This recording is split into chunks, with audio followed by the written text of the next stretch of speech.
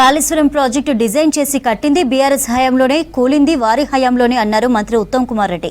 1,00,000 కోట్లు ఖర్చు పెట్టినా కూలిపోవడం ఒక రికార్డని విమర్శించారు. కాళేశ్వరం ప్రాజెక్టు నిర్మాణమే తప్పుడు నిర్ణయమన్నారు. కాళేశ్వరం కట్టడంతో తెలంగాణకి తీరని అన్యాయం జరిగిందన్నారు. Vigilance, national dam safety authority ఇచ్చిన రిపోర్టు చెల్లదనడం సరికాదన్నారు. కమిషన్ ఇచ్చిన రిపోర్టు ప్రకారమే చర్యలుంటాయన్నారు ఉత్తమ్. ఉమ్మడి కరీంనగర్ జిల్లా స్థాయి సమీక్ష సమావేశంలో పాల్గొన్నారు మంత్రులు ఉత్తమ్ కుమార్ రెడ్డి, పొన్నం ప్రభాకర్. చట్టకు వ్యతిరేకంగా చర్యలు తీసుకోలే, విజిలెన్స్ ఎంక్వైరీ చేసినాం, వాళ్ళు ఒక రిపోర్ట్ ఇచ్చిండ్రు. నేషనల్ డ్యామ్ సేఫ్టీ అథారిటీ అని, this is created by an act of parliament. ఆ పార్లమెంట్లో చట్టం వచ్చినప్పుడు బీఆర్ఎస్ మద్దతు పలికింది.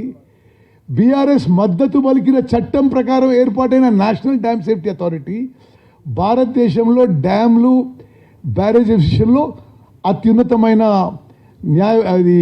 Expert body. వాళ్ళు ఎంక్వైరీ చేసినారు. వాళ్ళు ఎంక్వైరీ చేసి రిపోర్ట్ ఇస్తే వీళ్ళది కూడా మేము చెల్లదంటారు. ఇప్పుడు జరుగుతుంది ఏంటిది? Judicial commission is headed by justice Pinaki Chandra Ghosh, one of the most distinguished judges of this country. ఆయన కల్కటా హైకోర్టులో జడ్జిగా ఉన్నాడు, ఉమ్మడి ఆంధ్రప్రదేశ్లో చీఫ్ జస్టిస్ ఉన్నాడు, ఆయన భారతదేశంలో సుప్రీంకోర్టు జడ్జి ఉన్నాడు, national human rights commission member ఉన్నాడు, ఆయన భారతదేశంలో మొదటి లోక్పాల్ అధ్యక్షుడు ఉన్నాడు. లోక్పాల్ అనే దానికి ఆయన్ని లోక్పాల్ ఉండే.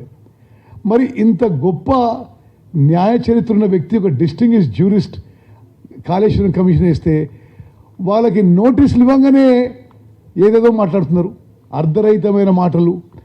తప్పనిసరిగా ఈ కాళేశ్వరం కూలిపోవడానికి ఎవరు కారణమని చెప్పి జ్యుడిషియల్ కమిషన్ ఏ రిపోర్ట్ ఇస్తే ప్రభుత్వం ఆ కమిషన్ రిపోర్ట్కి కట్టుబడి ఉంది, దాని ప్రకారమే చర్యలు తీసుకుంటామని చెప్పి నేను మనవి చేస్తున్నా.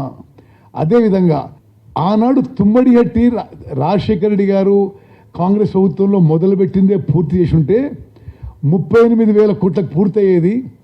ఇదే 17 లక్షల ఎకరాల ఆయకట్టు వచ్చేది. 62,000 కోట్లు సేవ్ అయ్యేవి.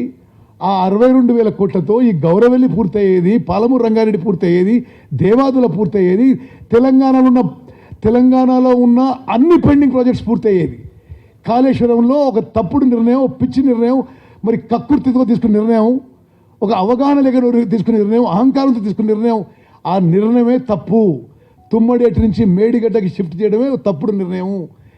నీళ్లు లేవనే ఒక తప్పుడు విషయంతో షిఫ్ట్ చేసినారు.